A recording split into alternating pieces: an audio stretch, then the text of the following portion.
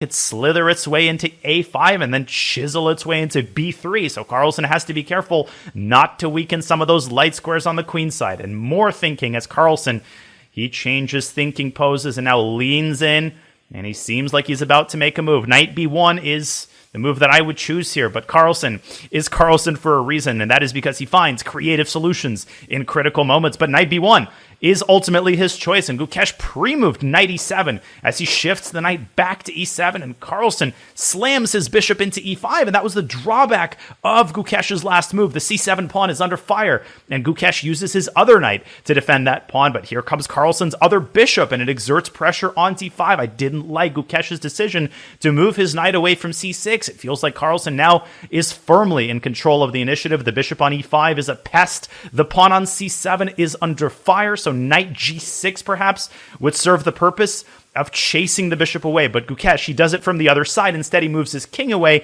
and now the pawn on c7, if necessary, can advance to c6 and lend some much-needed support to the knight on d5, which is now under even more fire as Carlsen brought his lady out to b3.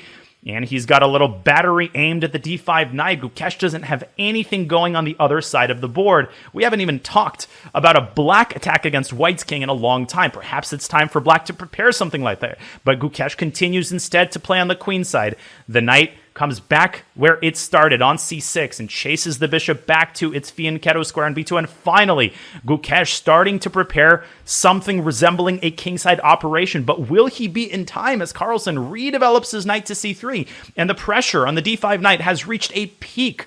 And black cannot take on c3. The e6 bishop would have fallen with tempo. So Gukesh, he strikes at the king side. And we've got a big trade in the center as the queens come off the board and two pairs of minor pieces come off the board. And what do we make of this resulting endgame? It actually doesn't look all that bad for the Indian Grandmaster. The pawn on d2 is still hanging. Black's king is relatively safe, and Carlsen, he has to waste a tempo to defend that backward pawn on d2, and Gukesh sends his g-pawn forward, chases the knight back to f2, and the king side is now basically locked up. Both kings are actually relatively safe, so the position is now a lot more strategic in nature, and Gukesh uses the queen side in order to shatter white's pawn chain. a5 was an excellent move, very alert by Gukesh, and he creates a weakness on a3 that Carlsen now has to defend with his other rook. It feels very much like Gukesh is now in charge on the board and on the clock. Carlsen with 12 seconds on the board to about 25 for Gukesh as the bishops come off the board as well, and Carlsen's knight, it cycles back to h1, and what a move as the knight jumps around forward to g3 in order to put pressure on black's only weakness,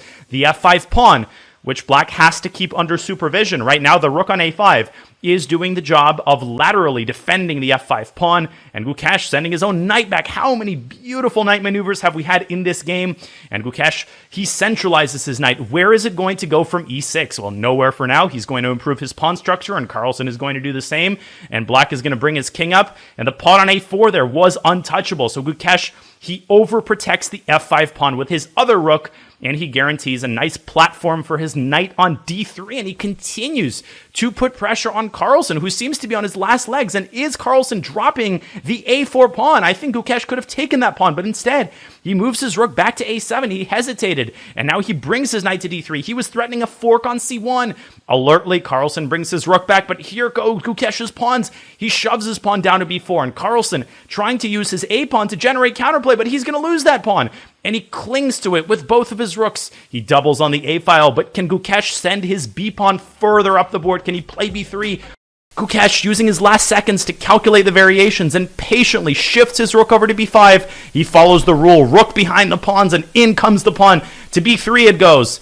And after a little hesitation, to b2 it goes, and he forces the rook to b1, and Gukesh finally eliminates Carlsen's only source of counterplay, the a6 pawn, and a last-ditch attempt by the world champion. He ain't done yet, and Gukesh might have blundered a little bit there. He's given up the f5 pawn, but Carlsen chooses not to take it. He instead brings his king into the rescue, and Gukesh chases the knight away. He forces the knight to take the f5 pawn, but jumps the knight to d6, and he stops rook c4, and Carlsen eliminates another pawn on e4, and he's turning this game around, as we've seen him do so many times. He's brought his knight back to c3. He's won two of Gukesh's pawns, and Gukesh has been unable to promote the b pawn. And now it's Carlsen's turn to push a pawn on the other side of the board.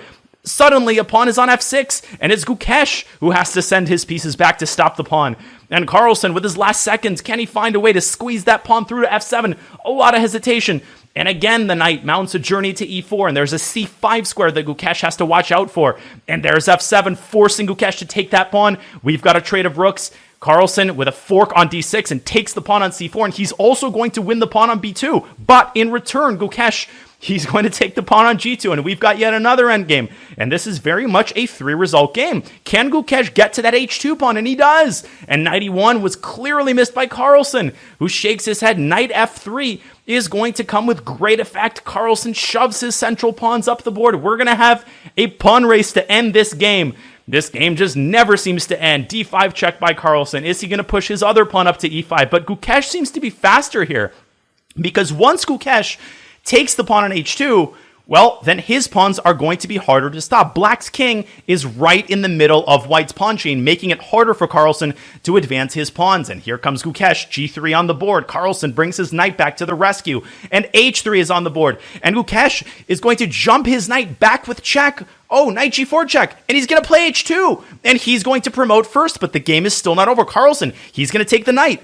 Then he's going to take the pawn. He does it in the other order. And Gukesh still has to win this game. He keeps checking the white king, but he doesn't seem to be able to make progress. And now it's Carlsen pushing his pawn up to d6. Does Magnus Carlsen now have a miraculous fortress?